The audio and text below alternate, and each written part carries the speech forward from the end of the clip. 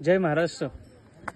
फार दुःखाची बातमी सध्या मिळते आहे। खरं तर शिरपूर तालुक्याची या बाबतीत आपण अनेक गोष्टीच्या बाबतीत सातत्याने संघर्ष करत आहोत। या संघर्षामध्ये सातत्याने भर पडते आहे। जापुरा येथील विजय पाटील म्हणून आहेत, त्यांचं निधन नुकतेच योगी टेक्सटाईल या कंपनीमध्ये झालं। त्यामागचं कारण असं आहे की त्या कंपनीच्या कर्मचाऱ्यांनी अवकाळी पावसाच्या वेळेस त्यांना पत्र्यावर चढायला लावलं आणि तिथून खाली पडून विजय यांचा दुर्दैवी मृत्यू झाला। पण ज्या मृत्यू झाल्यानंतर ज्या पद्धतीने त्यांना ती वागणूक देण्यात आली किंवा ज्या पद्धतीने त्यांच्यावर अन्याय झाला, खऱ्या अर्थानं ही अन्यायाची जी भूमिका आहे ती आपल्या तालुक्याला फार मोठ्या काळापासून लाभलेली आहे आणि या सगळ्या विषयांवरच आपण सातत्याने आवाज उठवत आहोत। खरं तर विजय यांचा मृत्यू झाल्यानंतर या सगळ्या प्रकरणाला दाबण्यासाठी अनेक प्रयत्न केले गेलेत। स्थानिक नेत्यांपैकी कोणीही या सगळ्या विषयांवर कोणी बोलायला तयार नाहीत। स्थानिक पत्रकारांच्या एकही पत्रकाराने या विषयावर बातमी लावलेली नाही। एवढंच काय तर या परिसरात ज्या परिसरात ही व्यक्ती राहते त्याही परिसरातील स्थानिक नेते कोणी पुढे आले नाही। तर एवढा दबदबा या नेत्यांचा आहे, त्या मालकांचा आहे, त्या कॉर्पोरेटमध्ये काम करणाऱ्या त्या लोकांचा आहे। तर या सगळ्या याच्यावर अगणित लोकांचा भवितव्य जे आहे ते अवलंबून आहे। या व्यक्तीच्या निधनानंतर त्याची 2 लहान चिमुकली मुलं आहेत, त्याचा परिवार आहे आणि त्या घरातला ही करती व्यक्ती गेल्यानंतर हा सगळा परिवार अंधाऱ्यात आहे।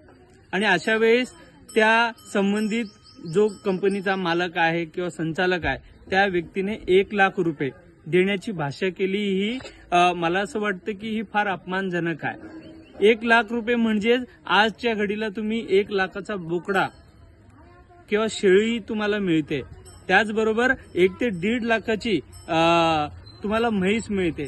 या पशूंपेक्षा माणसाची किंमत कमी आहे का, ही आपल्याला सातत्याने जाणवावं लागेल। एवढ्या पद्धतीने अन्याय। त्याचबरोबर अनेक प्रश्न या सगळ्या प्रकरणामध्ये जाणून येतात की त्या व्यक्तीला वरती चढवलं कोणी, चढवल्यानंतर सेफ्टी किट दिलं का बरं नाही, त्याचबरोबर ती व्यक्ती त्या संबंधित विषयाशी जुळून आहे का, या सगळ्यांची पारदर्शकपणे चौकशी झाली पाहिजे।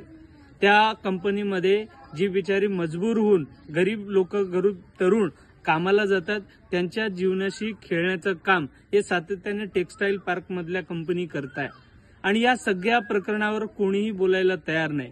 मी जितेंद्र राठोड आहे। मी मागच्या वर्षी एका आमच्या गावाच्या तरुण बांधवांसाठी तिथे पगारीच्या विषयाला घेऊन गेलेलो होतो। त्यावेळेस माझ्यावर त्या कंपनीने कोणत्याही त्या गोष्टीचा आधार नाही, त्या सगळ्या गोष्टीची हे करता माझ्यावर 447चा गुन्हा दाखल केला। या गुन्हा दाखल करण्यामागे काही स्थानिक त्या पोलीस स्टेशनच्या लोकांनी त्यांना मदत केली। तर ही कॉर्पोरेट सेक्टरची लोक या पद्धतीने सर्वसामान्यांना छेडण्याचं काम करतात। आज अगणित तालुक्यातली लोक त्या कंपनीमध्ये काम करतात। त्या कंपनीमध्ये काम करणे ही त्यांची मजबुरी झालेली आहे आणि त्या मजबुरीचा फायदा हे संबंधित जे मालक लोक आहेत ही लोक घेत आहेत। आज या तालुक्यामध्ये एक आमदार त्या विषयावर बोलायला तयार नाही। त्या सगळ्या या कंपन्यांचा फायदा ही राजकीय लोक घेत आहेत, याच्यावर कोणी बोलायला तयार नाही। त्यामुळे मी आज मानवाधिकार कमिशनशी बोललेलो आहे, या सगळ्या विषयीची माहिती त्यांना देखील दिलेली आहे आणि आम्हाला आशा आहे की या संबंधित जो व्यक्ती या अतिशय दुःखामध्ये यांचं निधन झालेलं आहे त्यांना न्याय मिळावा। त्यांची लहान मुलं बाळा आहेत आणि त्याचबरोबर जी लोक कंपनीमध्ये काम करतायत त्यांच्या सुरक्षेमध्ये वाढ व्हावी, हीच आमची सातत्याने मागणी आहे।